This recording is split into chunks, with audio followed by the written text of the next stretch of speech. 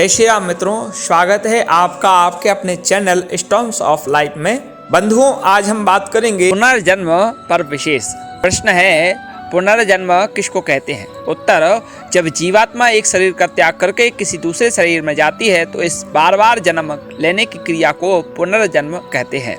प्रश्न, पुनर्जन्म क्यों होता है? उत्तर, जब एक जन्म के अच्छे बुरे कर्मों के फल अधूरे रह जाते हैं तो इनको भोगने के लिए दूसरे जन्म आवश्यक है। प्रश्न, अच्छे बुरे कर्मों का फल एक ही जन्म में क्यों नहीं मिल जाता?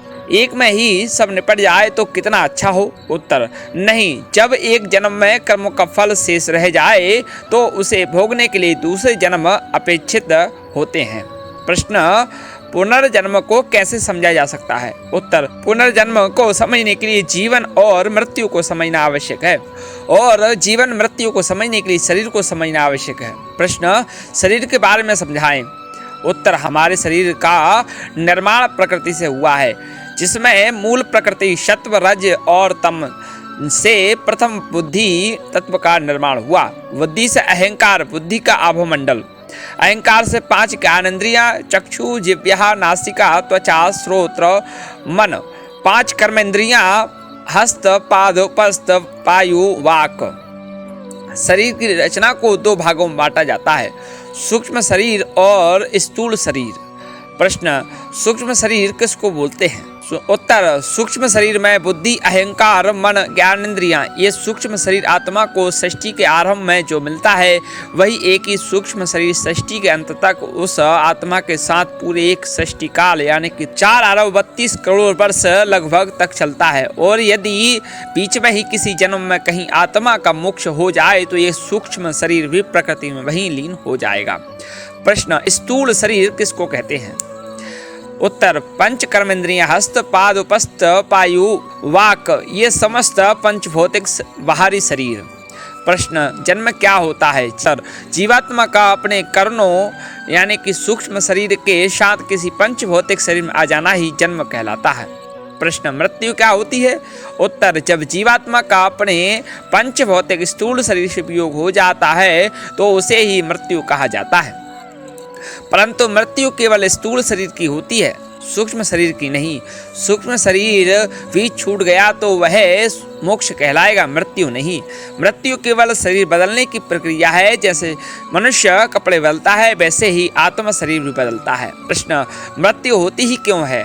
उत्तर, जैसे किसी एक वस्तु का निरंतर प्रयोग करते रहने से उस वस्तु का सामर्थ्य घट जाता है और उस वस्तु को बदलना आवश्यक हो जाता है, ठीक वैसे ही एक शरीर का सामर्थ्य भी घट जाता है और इंद्रियां निर्बल हो जाती हैं, जिस कारण उस शरीर को बदलने की प्रक्रिया का नाम ही मृत्यु है। प्रश्न, मृत्यु ना होती तो क्या होता? उत्तर, तो बहुत अव्यवस्था होती। पृथ्वी की जनसंख्या बहुत बढ़ जाती और यहाँ पैर धरने का भी स्थान ना होता। प्रश्न, क्या मृत्यु होना बुरी बात है? उत्तर, नहीं, मृत्यु होना कोई बुरी बात नहीं, ये तो एक प्रक्रिया है शरीर परिवर्तन की। प्रश्न, यदि मृत्यु होना बुरी बात नहीं है तो लोग इससे इतना डरते क्यों हैं? उत्तर, क्योंकि उनको मृत्यु के वैज्ञानिक स्वरूप की जानकारी नहीं है। वे अज्ञानी हैं, वे समझते हैं कि मृत्यु के समय बहुत कष्ट होता है। उन्होंने वेद, उपनिषद या दर्शन को कभी पढ़ा नहीं, वे ही अंधकार में पढ़ते हैं और मृत्यु से पहले कई बार मरते हैं। प्रश्न, तो मृत्यु के समय कैसा लगता है, थोड़ा सा तो बताएं। उत्तर, जब आप बिस्तर में लेटे लेटे नींद में आ जाने लगते हैं तो आपको कैसा लगता है, ठीक वैसे ही मृत्यु की अवस्था में जाने में लगता है। उसके बाद कुछ अनुभव नहीं होता। जब आपकी मृत्यु किसी हादसे से होती है तो उस समय आपको मूर्छा आने लगती है, आप ज्ञान शून्य होने लगते हैं, जिससे कि आपको कोई पीड़ा ना हो। तो यही ईश्वर की सबसे बड़ी कृपा है कि मृत्यु के समय मनुष्य ज्ञान शून्य होने लगता है और सुषुप्त अवस्था में जाने लगता है। प्रश्न, मृत्यु के डर को दूर करने के लिए क्या करें? उत्तर, जब आप वैदिक आर्ष ग्रंथ, उपनिषद, दर्शन आदि का गंभीरता से अध्ययन करके जीवन, मृत्यु, शरीर आदि के विज्ञान को जानेंगे तो आपके अंदर का मृत्यु के प्रति भय मिटता चला जाएगा। और दूसरा, एक ही योग मार्ग पर चलें तो स्वयं ही आपका ज्ञान कमतर होता जाएगा और मृत्यु भय दूर हो जाएगा। आप निडर हो जाएंगे। जैसे हमारे बलिदानियों की गाथाएं आपने सुनी होंगी, जो राष्ट्र की रक्षा के लिए बलिदान हो गए, तो आपको क्या लगता है कि क्या वो ऐसे ही एक दिन में बलिदान देने को तैयार हो गए थे? नहीं, उन्होंने भी योग, दर्शन, गीता, सांख्य, उपनिषद, वेद आदि पढ़कर ही निर्भयता को प्राप्त किया था, योग मार्ग को जिया था, अज्ञानता का नाश किया था। महाभारत के युद्ध में भी जब अर्जुन, भीष्म, द्रोण आदि को कोई मृत्यु के भय से युद्ध की मंशा को त्याग बैठा था, तो योगेश्वर कृष्ण ने भी तो अर्जुन को इसी सांख्य योग, निष्काम कर्मों के सिद्धांत के माध्यम से जीवन मृत्यु का ही तो रहस्य समझाया था और यह बताया कि शरीर तो मरण धर्म है ही। तो उसी शरीर विज्ञान को जानकर ही अर्जुन भयमुक्त हुआ। तो इसी कारण तो वेदादि ग्रंथों का स्वाध्याय करने वाला मनुष्य ही राष्ट्र के लिए अपना शीश कटा सकता है। वह मृत्यु से भयभीत नहीं होता, प्रसन्नता पूर्वक मृत्यु को आलिंगन करता है। प्रश्न, किन किन कारणों से पुनर्जन्म होता है? उत्तर, आत्मा का स्वभाव है कर्म करना। किसी भी क्षण आत्मा कर्म किए बिना रह ही नहीं सकता। वे कर्म अच्छे करे या फिर बुरे, ये उस पर निर्भर है, पर कर्म करेगा अवश्य। तो ये कर्मों के कारण ही आत्मा का पुनर्जन्म होता है। पुनर्जन्म के लिए आत्मा सर्वदा ईश्वराधीन है। प्रश्न, पुनर्जन्म कब कब नहीं होता? उत्तर, जब आत्मा का मोक्ष हो जाता है तब तो पुनर्जन्म नहीं होता। प्रश्न, मोक्ष होने पर पुनर्जन्म क्यों नहीं होता? उत्तर, क्योंकि मोक्ष होने पर स्थूल शरीर तो 5 तत्वों में लीन हो ही जाता है, पर इस सूक्ष्म शरीर जो आत्मा के सबसे निकट होता है वह भी अपने मूल कारण प्रकृति में लीन हो जाता है। प्रश्न, मोक्ष के बाद क्या कभी आत्मा का पुनर्जन्म नहीं होता? उत्तर, मोक्ष की अवधि तक आत्मा का पुनर्जन्म नहीं होता, उसके बाद होता है। प्रश्न, लेकिन मोक्ष तो सदा के लिए होता है, तो फिर मोक्ष की एक निश्चित अवधि कैसे हो सकती है? उत्तर, सीमित कर्मों का कभी असीमित फल नहीं होता। योग के दिव्य कर्मों का फल हम ईश्वरीय आनंद के रूप में मिलता है और जब ये मोक्ष की अवधि समाप्त होती है तो दोबारा से ये आत्मा शरीर धारण करती है। प्रश्न, मोक्ष की अवधि कब तक होती है? मोक्ष का समय 31 नील 10 खरब 40 अरब वर्ष है, जब तक आत्मा मुक्त अवस्था में रहती है। प्रश्न, मोक्ष की अवस्था में स्थूल शरीर या सूक्ष्म शरीर आत्मा के साथ रहता है या नहीं? उत्तर, नहीं, मोक्ष की अवस्था में आत्मा पूरे ब्रह्मांड का चक्कर लगाता रहता है और ईश्वर के आनंद में रहता है, बिल्कुल ठीक वैसे ही जैसे कि मछली पूरे समुद्र में रहती है और जीव को किसी भी शरीर की आवश्यकता ही नहीं। प्रश्न, मोक्ष के बाद आत्मा को शरीर कैसे प्राप्त होता है? उत्तर, सबसे पहला तो आत्मा को कल्प के आरंभ, सृष्टि आरंभ में सूक्ष्म शरीर मिलता है, फिर ईश्वरीय मार्ग और औषधियों की सहायता से प्रथम रूप में अमैथुनी जीव शरीर मिलता है। वो शरीर सर्वश्रेष्ठ मनुष्य या विद्वान का होता है, जो कि मोक्ष रूपी पुण्य को भोगने के बाद आत्मा को मिला है।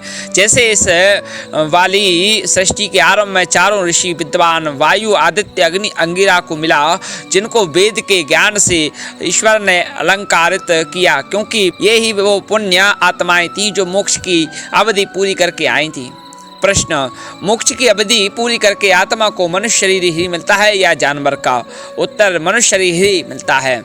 प्रश्न, क्यों केवल मनुष्य का ही शरीर क्यों मिलता है, जानवर का क्यों नहीं?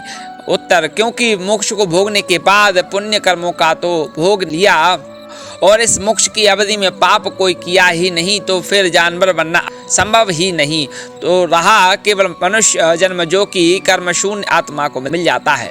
प्रश्न, मोक्ष होने से पुनर्जन्म क्यों बंद हो जाता है? क्योंकि योगाभ्यास आदि साधनों से जितने भी पूर्व कर्म होते हैं, अच्छे या बुरे, वे सब कट जाते हैं, तो ये कर्म ही तो पुनर्जन्म का कारण है। कर्म ही ना रहे तो पुनर्जन्म क्यों होगा? प्रश्न, पुनर्जन्म से छूटने का उपाय क्या है? उत्तर, पुनर्जन्म के छूटने का उपाय है योग मार्ग से मुक्ति या मोक्ष का प्राप्त करना। प्रश्न, पुनर्जन्म में शरीर किस आधार पर मिलता है?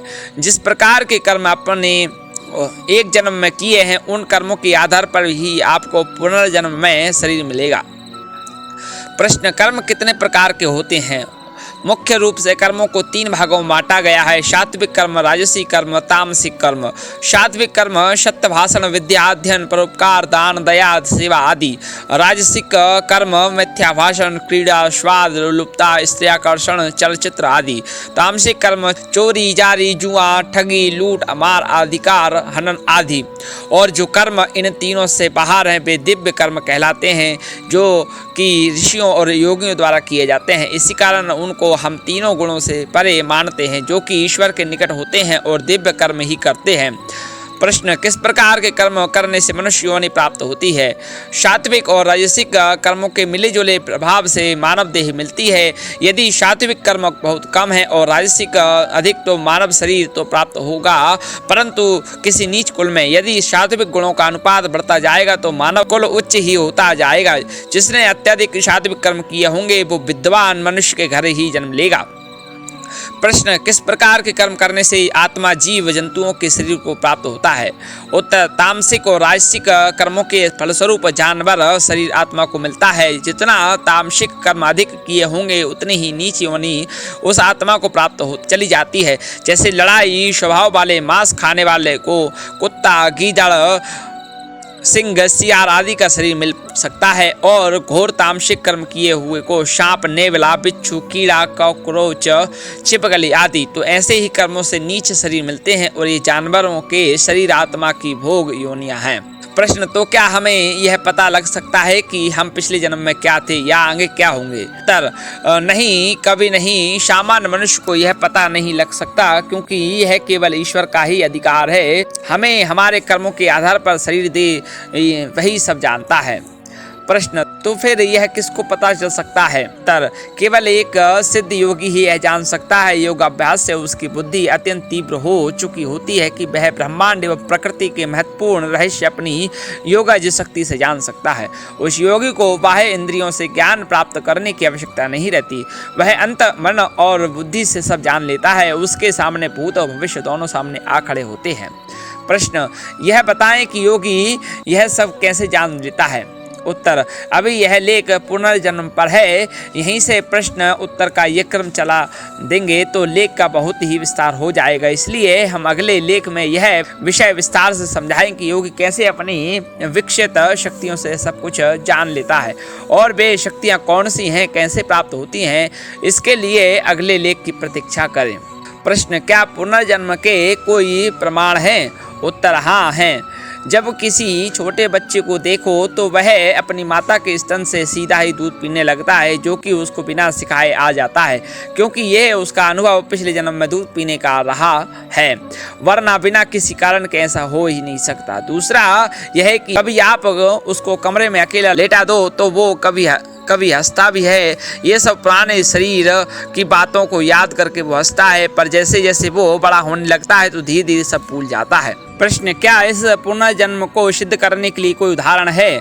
हाँ, ऐसे अनेकों समाचार पत्रों में या टीवी में भी आप सुनते हैं कि एक छोटा सा बालक अपने पिछले जन्म की घटनाओं को याद रखे हुए है और सारी बातें बताता है, जहाँ जिस गांव में वो पैदा हुआ है, जहाँ उसका घर था, जहाँ पर वो मरा था, और इस जन्म में वह अपने उस गांव में कभी गया तक नहीं था, लेकिन फिर भी अपने उस गांव की सारी बातें याद रखे हुए है। किसी ने उसको कुछ बताया नहीं, सिखाया नहीं, दूर दूर तक उसका उस गांव से उस जन्म में कोई नाता नहीं, फिर भी उसकी गुप्त बुद्धि, जो कि सूक्ष्म शरीर का भाग है, वह घटनाएं संजोए हुए है, जागृत हो गई और बालक पुराने जन्म की बातें बताने लग पड़ा।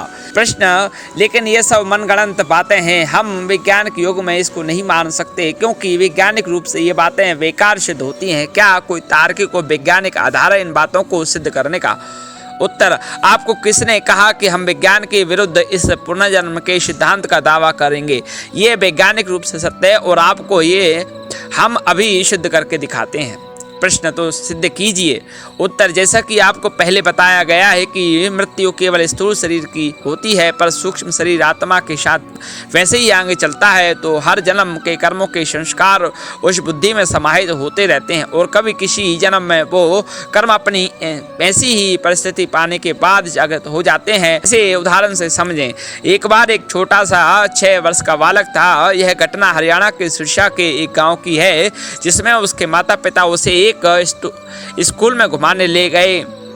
जिसमें उसका दाखिला करवाना था और वो बच्चा केवल हरियाणवी या हिंदी भाषा ही जानता था, कोई तीसरी भाषा वो समझ तक नहीं सकता था। लेकिन हुआ कुछ यूँ था कि उसे स्कूल की केमिस्ट्री लैब में ले जाया गया और वहाँ जाते ही उस बच्चे का मुंह लाल हो गए, चेहरे के हाव भाव बदल गए और उसने एकदम फर्राटेदार फ्रेंच भाषा बोलनी शुरू कर दी। उसके माता पिता बहुत डर गए और घबरा गए। तुरंत ही बच्चे को अस्पताल ले जाया गया, जहाँ पर उसकी बातें सुनकर डॉक्टर ने एक दुभाषीय का प्रबंध किया जो कि फ्रेंच और हिंदी जानता था। तो उस दुभाषीय ने सारा वृतांत उस बालक से पूछा तो उस बालक ने बताया कि मेरा नाम सीमन ग्लेक्स और मैं फ्रेंच केमिस्ट हूँ। मेरी मौत मेरी प्रयोगशाला में एक हादसे के कारण लैब में हुई थी।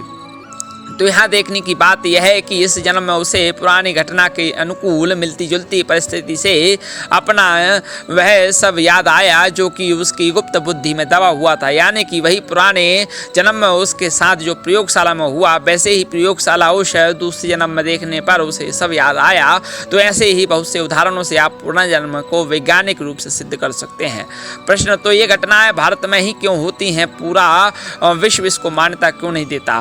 उत्तर, ये घटनाएं पूरे विश्व में होती रहती हैं और विश्व इसको मान्यता इसलिए नहीं देता क्योंकि उनको वेदानुसार यौगिक दृष्टि से शरीर का कुछ भी ज्ञान नहीं है। वे केवल मांस और हड्डियों के समूह को ही शरीर समझते हैं और उनके लिए आत्मा नाम की कोई वस्तु नहीं है। तो ऐसे में उनको ना जीवन का ज्ञान है, ना मृत्यु का ज्ञान है, ना आत्मा का ज्ञान है, ना कर्मों का ज्ञान है, ना ईश्वरीय व्यवस्था का ज्ञान है। और अगर कोई पुनर्जन्म की कोई घटना उनके सामने आती भी है तो वे इसे मानसिक रोग जानकर अपना पीछे छुड़ा लेते हैं और उसके कथानुसार जांच नहीं करवाते। प्रश्न, क्या पुनर्जन्म केवल पृथ्वी पर ही होता है या किसी और ग्रह पर भी? उत्तर, ये पुनर्जन्म पूरे ब्रह्मांड में यत्र तत्र होता है। कितने असंख्य सौरमंडल हैं, कितनी भी पृथ्वियां हैं, तो एक पृथ्वी के जीव मरकर ब्रह्मांड में किसी दूसरी पृथ्वी के ऊपर किसी न किसी शरीर में भी जन्म ले सकते हैं। ये ईश्वरीय व्यवस्था के अधीन है, परंतु ये बड़ा ही अजीब लगता है कि मान लो कोई हाथी मरकर मच्छर बनता है तो इतने बड़े हाथी की आत्मा मच्छर के शरीर में कैसे घुसेगी? यही तो भ्रम है आपका कि आत्मा जो है वो पूरे शरीर में नहीं फैली होती है, वो तो हृदय के पास छोटे अणु रूप में होती है। सब जीवों की आत्मा एक सी है, चाहे वो व्हेल मछली हो, चाहे वो एक चींटी हो। जानकारी अगर आपको अच्छी लगी हो तो हमारे वीडियो को लाइक शेयर जरूर करें। धन्यवाद।